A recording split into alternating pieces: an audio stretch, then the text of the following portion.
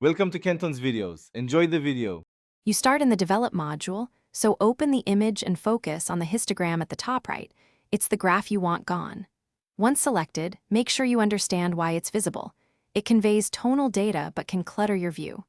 First actionable step: hide ancillary overlays and panels to reveal the graph controls. Next, check the little triangle menu next to the histogram. This is where the display options and hiding commands live. Do this now so you can remove the graph cleanly. Once done with locating the histogram menu, click it and look for display toggles. You want to uncheck any options labeled Tone Curve Overlay, Show Overlays, or similar. These often control whether the graph or overlays appear. Make sure to also explore the View menu and the Develop panel's right-click Context menu. Some Lightroom versions place the Hide/Show toggle there. After you disable those, the histogram itself may persist.